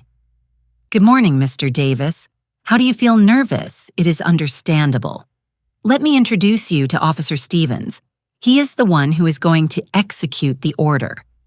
The officer was a man of about 40 with a mustache and a serious expression. He extended his hand. Mrs. Parker, I'm sorry you have to go through this. Thank you. Do you know if the people occupying the property are aware of the eviction? My son told them yesterday. They said they were going to vacate voluntarily. Good. That will make things easier. But anyway, I have to execute the order formally. I looked towards my house. The curtains were closed. There were no signs of movement. Are they still there? That is what we are going to find out. At 10 sharp, Officer Stevens knocked on the door. He knocked 3 times hard. Officer Sheriff's office opened the door. We waited. Nothing. He knocked again. You have an eviction order. Open the door or I will have to force entry. Finally, the door opened. Frank Jessica's father was there. He looked tired, defeated. He wore a wrinkled shirt and jeans. We are leaving, he said with a hoarse voice. Are you vacating the property? Yes, we are just finishing packing. You have 30 minutes. Frank nodded and stepped aside. The officer entered first, then Lawyer Davis, and finally me. I entered my own house for the first time in over half a year, and what I saw broke my heart. Everything was different. The walls I had painted cream were now white. The red tile floor I had worked so hard to lay now had rugs over it. The living room where my old floral fabric sofa had been now had that big leather couch I had seen through the window. The glass coffee table, a modern lamp that did not match anything. On the walls were photos of Jessica's family. Photos I did not know, people I had never seen, as if my life, my history had been erased. Where is my furniture? My voice came out trembling. Frank was putting things in a box.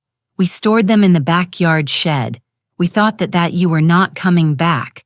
The shed, my furniture, my memories cornered in a shed like trash. I walked toward the kitchen. My wooden table, the one I had painted myself, had disappeared. In its place was a glass table with metal chairs. My old stove, where I had cooked thousands of meals for Michael, had been replaced by a new shiny stove. Even the dishes had been changed. My chipped mugs were no longer there. My ceramic plates with flowers.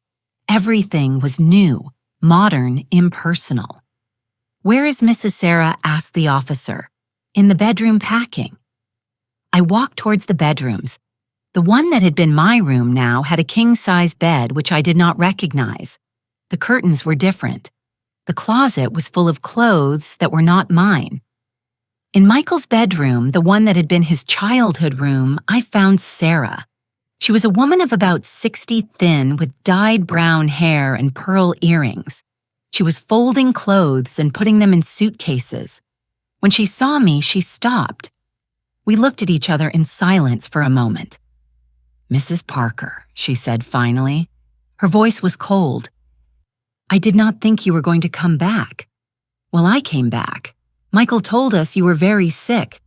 That probably you would not wake up." Michael was wrong. She went back to folding clothes with abrupt movements. "This is not fair. We did not have anywhere to go. Michael offered us this house. We did nothing wrong except live in a house that was not yours without my permission. Your permission was not necessary. You were in a coma. Michael had the right to Michael had no right. This house is mine, only mine, and you knew it." She closed the suitcase forcefully. "Jessica was right about you. You are a selfish woman." Those words hit me like a slap. Selfish for wanting to recover my own house, for not thinking about your son, for putting him in this position. Jessica is furious with him. Their marriage is, if my son's marriage is in trouble, it is because he made bad decisions, not because of me. You do not understand. I understand perfectly. You took advantage of my illness, and now that I woke up, you are upset because you have to face the consequences. Sarah looked at me with eyes full of rage. Someday you are going to be alone. Mrs. Parker, completely alone, and you are going to understand what it is to lose everything. Her words were left floating in the air. Officer Stevens appeared at the door. "Ma'am, you have 20 minutes to finish packing." Sarah took her suitcases and left the room without looking at me. I stayed there, standing in what had been Michael's room, feeling a huge weight on my chest. I went out to the patio. I needed air. I needed to see my apple tree. But when I reached the patio, I stopped dead. The apple tree had been pruned, severely pruned. The branches that previously reached the roof of the house were now short stumps. There were no apples, no green leaves, only naked branches like dry bones pointing at the gray sky. "What did you do to it?" I whispered. Frank was taking boxes out of the shed. "The tree was growing too much.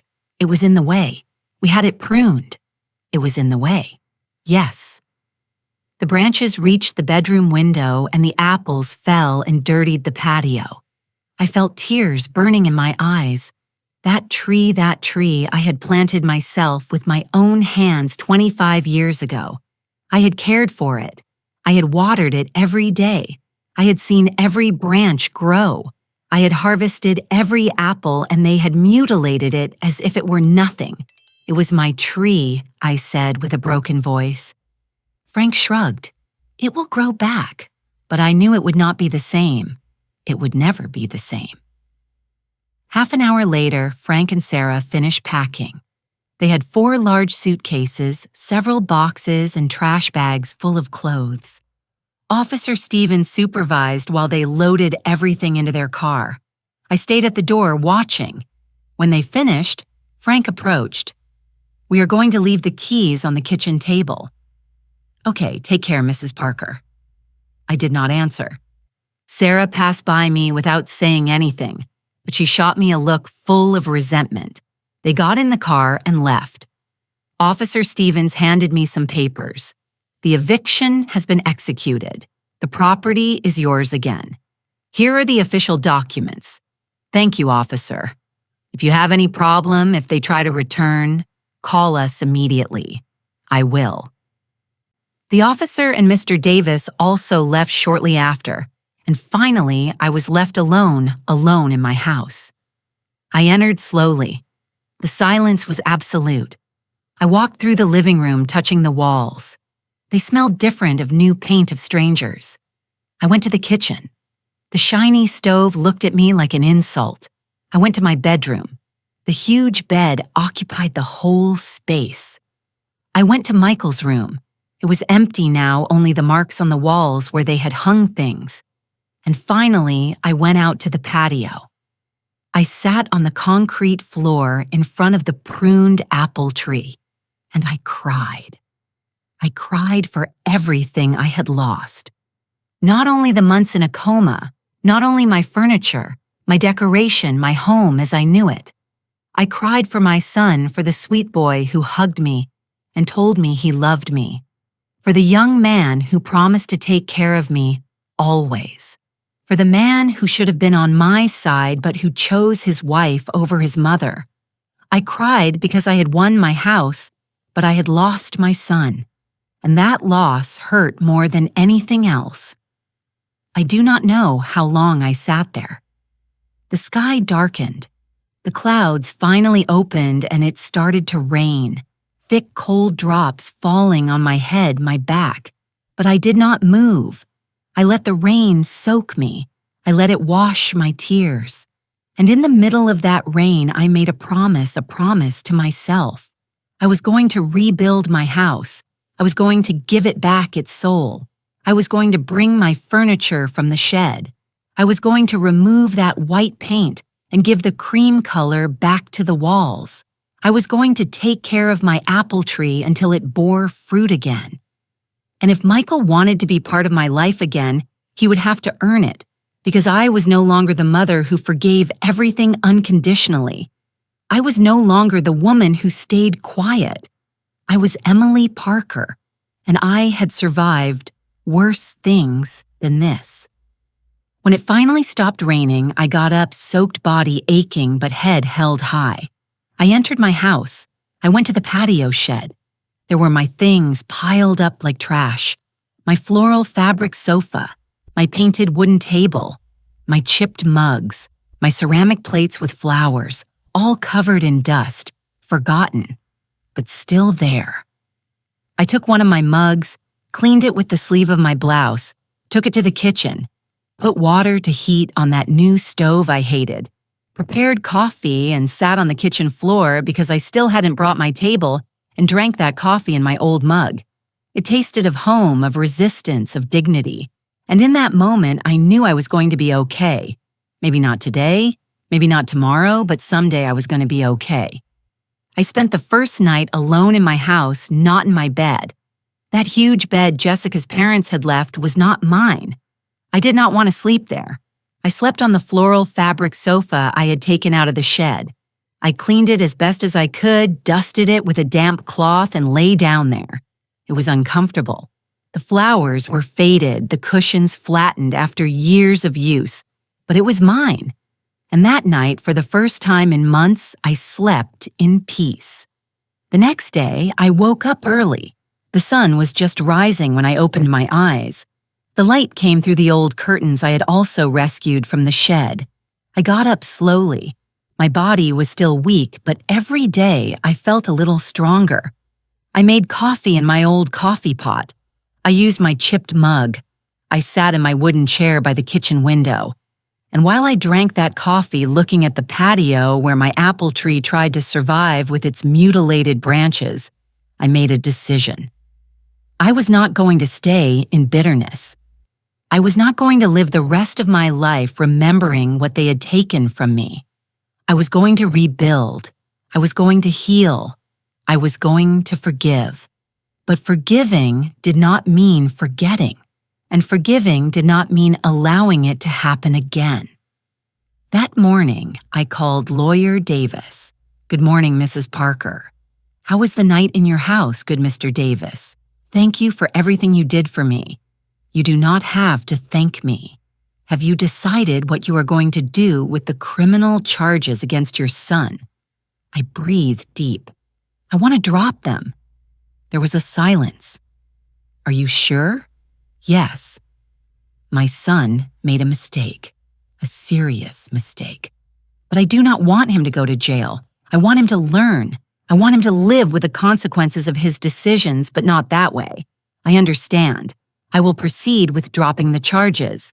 But Mrs. Parker, you have to understand that if he does something like this again, he will not, because I am not going to give him the chance. What do you mean, I want you to prepare a will? A will where it is clear that my house, my assets, everything I have, will be donated to a charity foundation when I die. My son is not going to inherit anything. Mr. Davis coughed, surprised. "Ma'am, are you completely sure of that?" "Completely. I worked all my life for this house. I built it with my sweat, and I am not going to allow someone who showed not to value it to keep it when I am no longer here. I understand. I will prepare the documents." "Thank you, Mr. Davis." I hung up and I felt something strange in my chest. It was not sadness, it was not rage. It was liberation because finally I had taken control of my own life. The following days, I spent cleaning. I took out all the furniture Jessica's parents had left. The leather couch, the glass table, the huge bed, the modern lamps. I piled them in the yard covered with plastic. Michael could come pick them up whenever he wanted, or they could stay there until they rotted. I did not care. Little by little, I brought my things from the shed. My painted wooden table went back to the kitchen. My mismatched chairs, my old stove. I had to pay a plumber to reconnect it, but it was worth it. In the living room, I placed my floral sofa, my wooden coffee table with burns from hot cups, my floor lamp with the yellow fabric shade. I hung my old curtains, my cheap paintings bought at the flea market, and slowly the house began to look like what it had been again, like my home. One afternoon, while I was painting the living room walls, returning that cream color I liked so much to them, someone knocked on the door. It was Michael. I had not seen him since the day of the eviction. It had been a week already. He looked terrible. Deep, dark circles, unshaven beard, wrinkled clothes. Mom, Michael. We stood looking at each other for a moment. "Can I come in?" I stepped aside. He entered slowly, looking around, seeing the changes. The old furniture I had put back the half-painted walls. "Are you fixing everything?" "Yes, I am returning the house to how it was before." "Mom, about what happened. I do not want to talk about that now." "Michael, but I need you to know I am sorry." "Do you really feel sorry?" I turned to look at him. "Do you feel sorry because it was wrong, or do you feel sorry because you got caught?" He stayed quiet. "Michael, I dropped the criminal charges. You are not going to jail." His eyes lit up with relief. "Really?" "Yes." "But there are conditions." "Which ones?" "First, you never make decisions about my life, my assets, or my health without my explicit consent again. Second, if I ever become sick or incapacitated again, there's a legal document specifying exactly who has the power of decision over me, and it is not you." I saw him go pale. "Mom, third condition. I changed my will. This house, everything I have, will be donated when I die. You are not going to inherit anything." "What you heard right. But I am your son. I am your only son. And I was your mother, your only mother. And yet you left me with nothing when you thought I was not going to wake up." Tears started running down his face. "Mom, please. I know I screwed up. I know I made the worst decision of my life, but I am still your son. I know. And that is why I dropped the charges. That is why you are not in jail." But that does not mean I am going to reward what you did by leaving you everything I have. And what do you want me to do? What can I do to fix it? I approached him.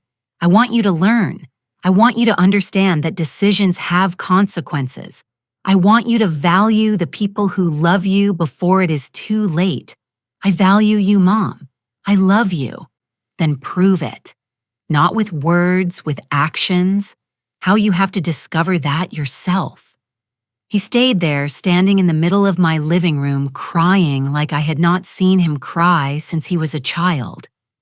And a part of me wanted to hug him, wanted to tell him everything was okay, that I forgave him completely. But I did not, because it was not okay, and complete forgiveness had to be earned.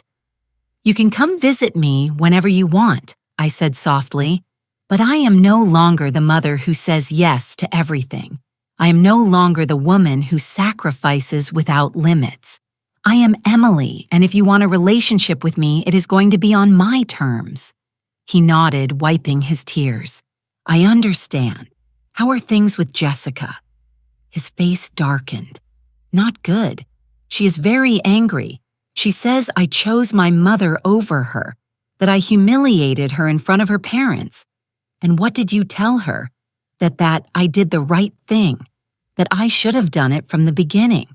I felt something in my chest, something like pride. Did you really tell her that? Yes. And she says she needs time, that she does not know if she can stay married to me. And what do you want? I do not know, Mom. I love Jessica, but I cannot keep being the person I was, the person who let her make all the decisions, the person who hurt you to please her. I sat on my floral sofa. Michael, sit down. He sat next to me. When your dad died, I was 30. I was alone with an 8-year-old boy without money. It would have been easy to give up. It would have been easy to let bitterness consume me. But you did not. No. Because I decided I was going to be stronger than my circumstances. I decided I was going to build a dignified life for you and for me. I looked him straight in the eyes. Now you are in a similar moment. You have to decide what kind of man you want to be. A man who lets himself be manipulated, or a man who makes his own decisions, even if they are hard. And if Jessica leaves me, then she was not the right person for you. But I love her. Love is not enough, Michael. You also need respect.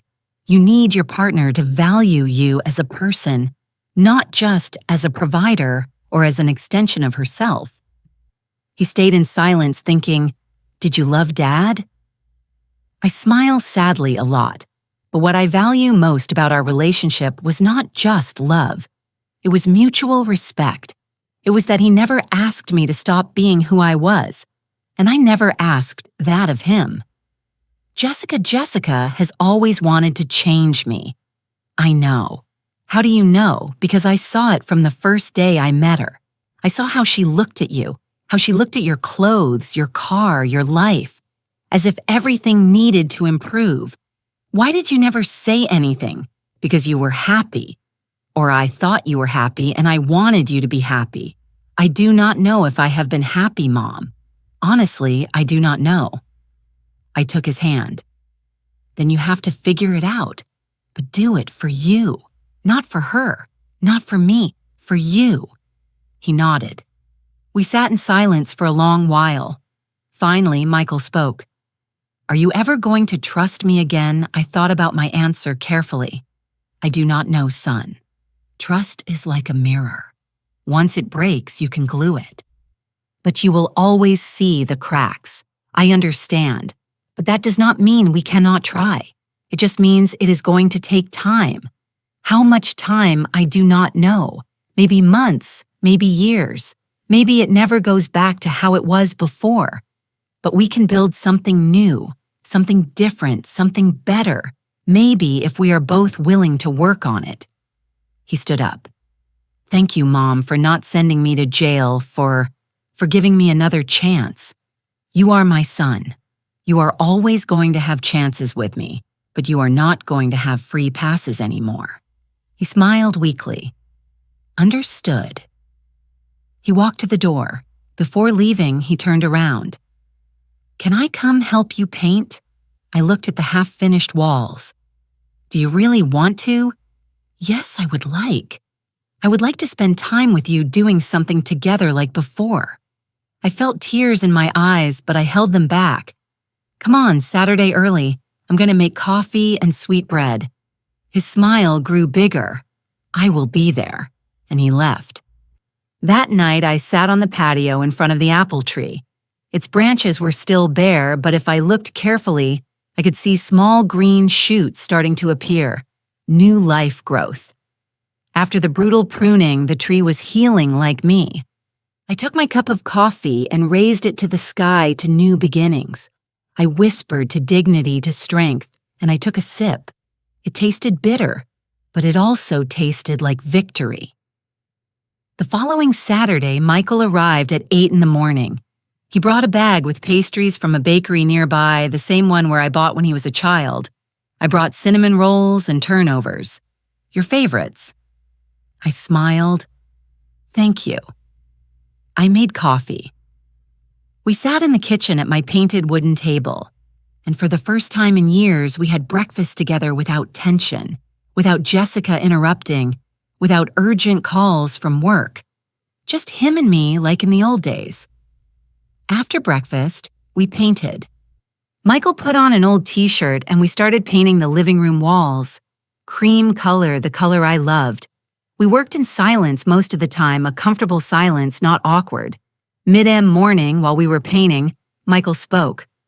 Mom, do you remember when I was a kid and helped you sell pies at the square? I smiled. Of course I remember. You carried that heavy box without complaining. I wanted to help you. I wanted you to be proud of me. I have always been proud of you, Michael. Even now, I stopped painting and looked at him. I am disappointed by what you did, but I am still proud of the man you can become. And if I do not become him, then it will be your decision. But I am going to keep waiting because you are my son, and sons always have a chance to grow. He went back to painting, but I saw tears running down his cheeks. I said nothing. I just kept painting beside him. By the end of the day, the walls were finished. Cream color. Perfect. The house started looking like before, like my home. Michael stayed until late. We had dinner together, casserole with rice, simple food but made with love. When he left, he hugged me tight. Thank you, Mom. Why for not giving up on me? I am never going to give up on you, but I am also not going to allow you to hurt me again. I know and I will not. I promise you. Let it not just be words, Michael. Let it be actions. They will be. And he left. I stayed at the door watching him walk to his car, and for the first time in a long time, I felt hope. Not hope that everything would go back to how it was before, but hope that we could build something new, something stronger, something based on respect, on healthy boundaries, on true love, not on blind sacrifice, but on mutual dignity. 3 months passed. 3 months where my life, little by little, found its rhythm again. My house was completely restored. The cream-colored walls, my old furniture.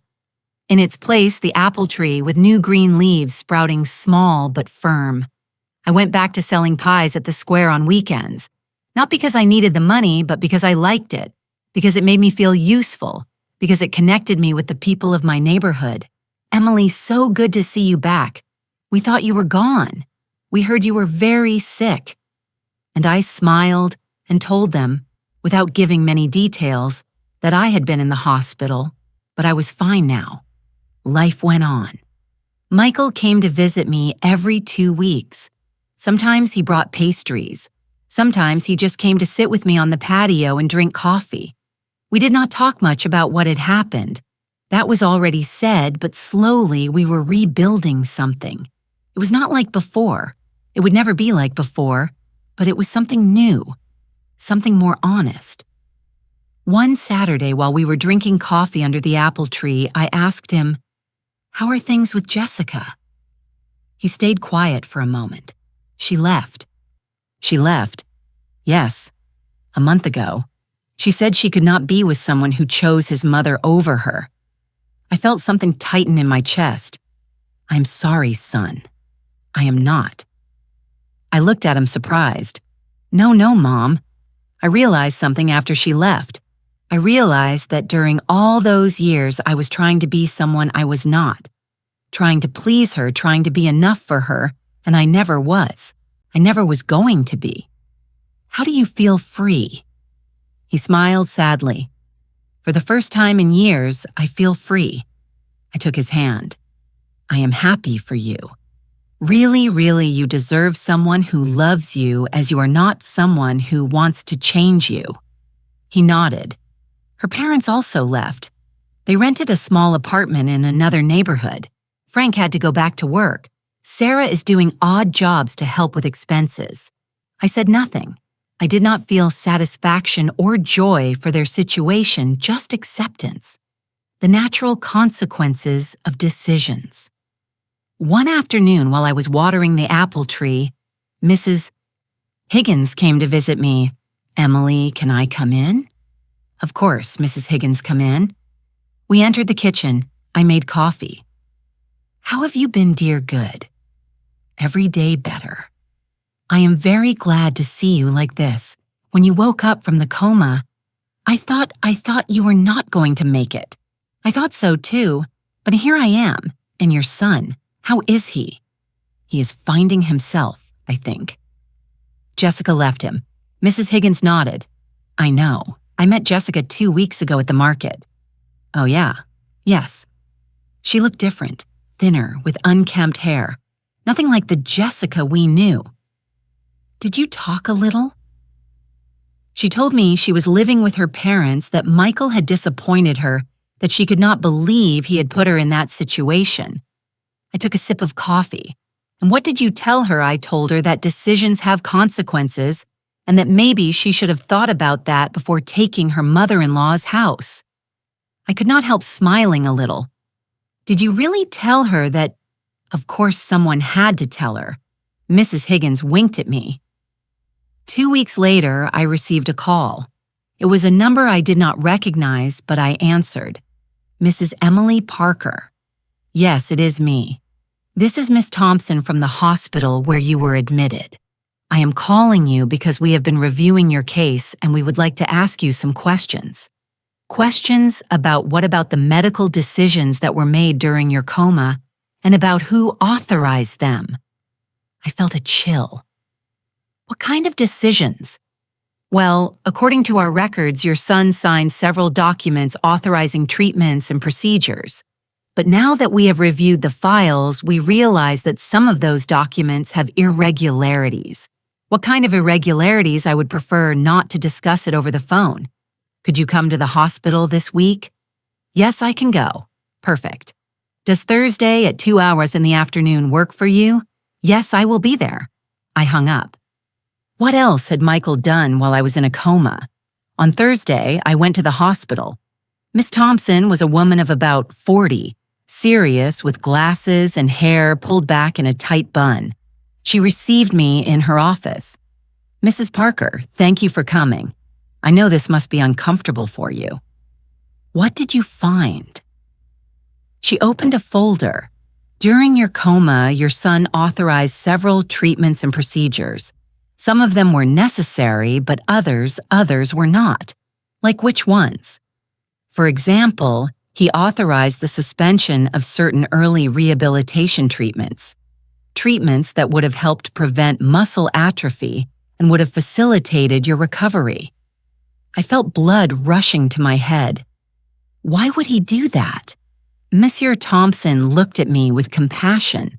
According to the nurse's notes, your daughter-in-law was pressuring to let you go in peace, not to prolong your suffering unnecessarily, but I was not suffering. I was in a coma. I know, and that is why we are reviewing the case.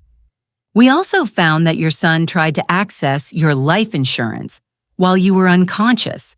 My life insurance. Yes, you have a small policy, $20.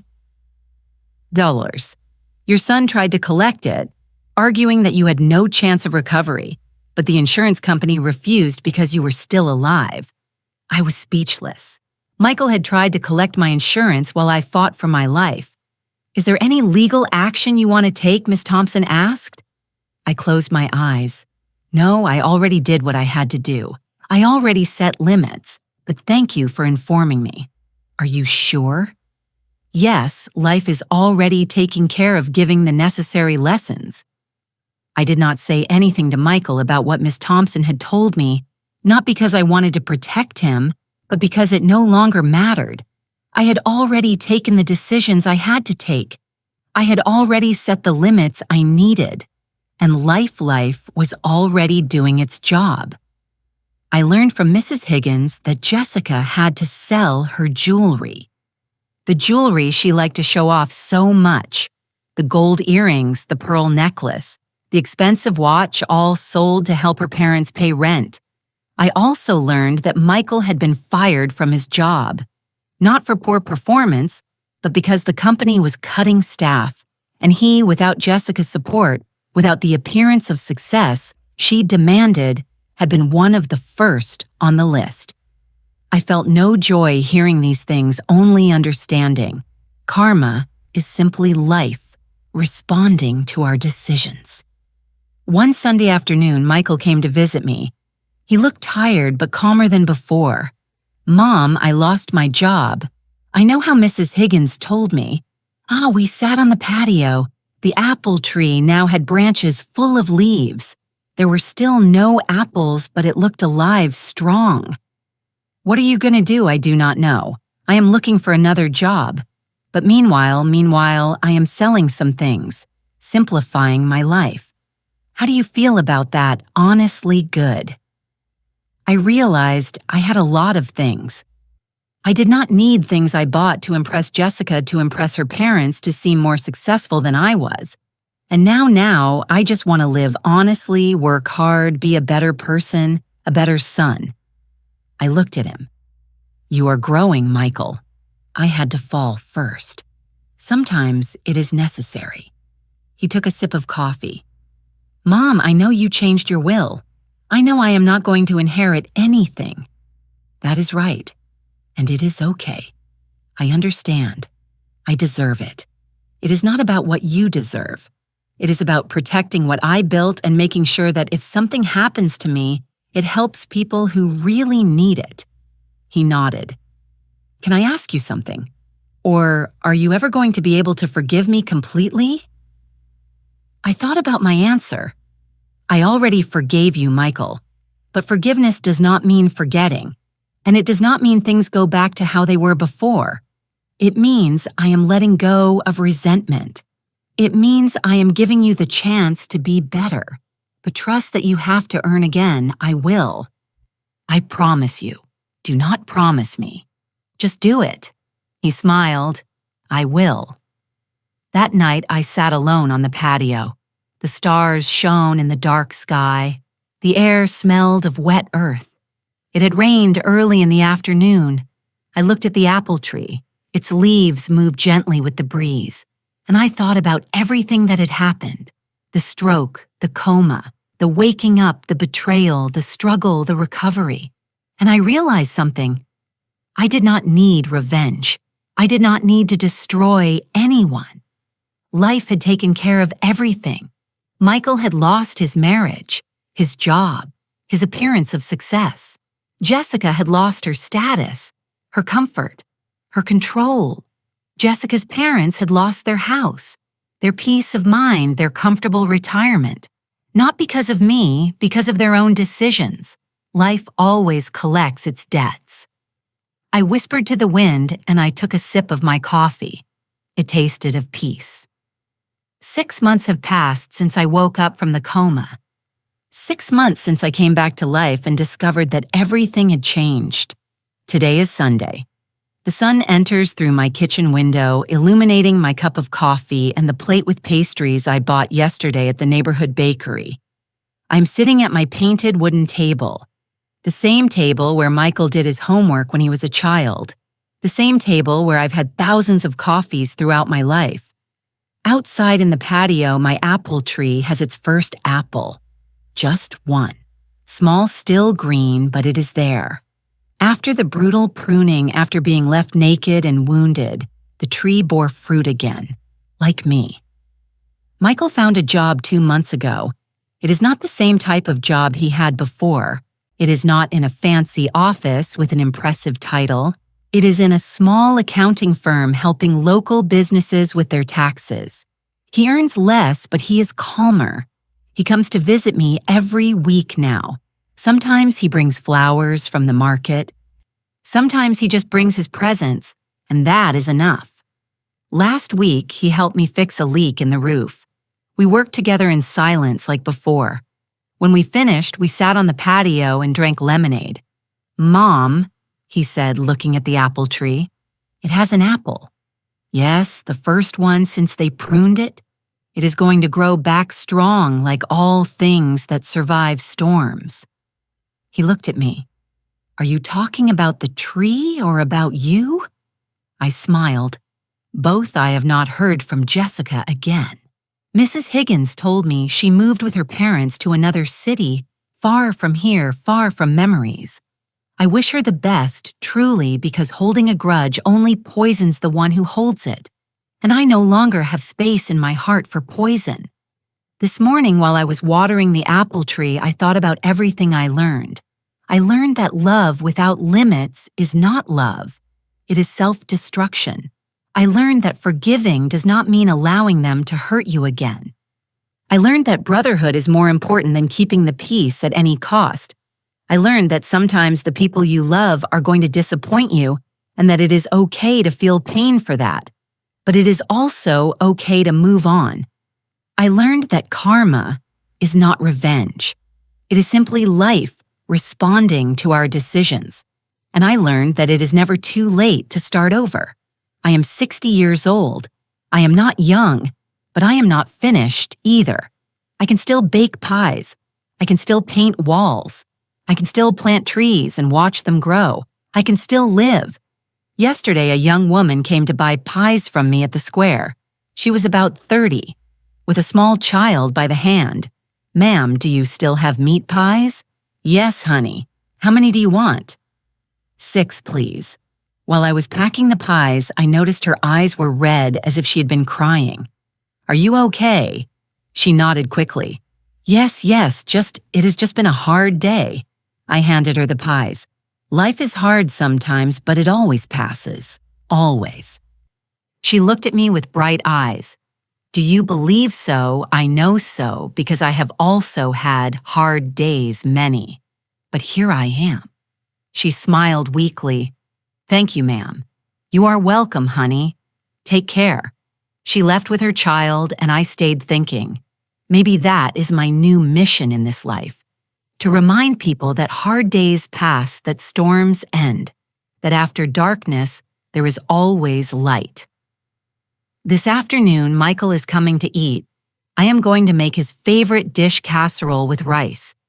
We are going to sit at the kitchen table like before, and we are going to talk about simple things about life, about the future. We are not going to talk about the past that is already said. We are going to build something new, something based on respect, on honesty, on healthy boundaries. And maybe someday we will have complete trust again. Or maybe not. But that is okay, because the important thing is not to go back to being as we were. The important thing is to be better than we were. If you are listening to this story, if you got this far, I want you to know something.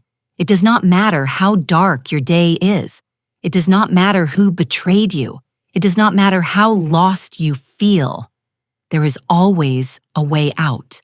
There is always a way to start over. I woke up from a coma and discovered that they had taken everything from me. My house, my dignity, my place in the world. But I did not give up. I fought. I got up. I set limits. I recovered what was mine. And if I could do it at 60 years old after 6 months in a coma, after losing almost everything you can too, you do not need revenge.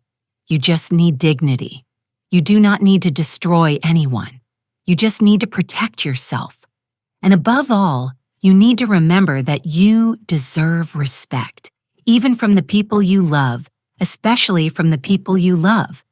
My name is Emily Parker. I am 60 years old, and this was my story. The story of how I lost almost everything and how I recovered it.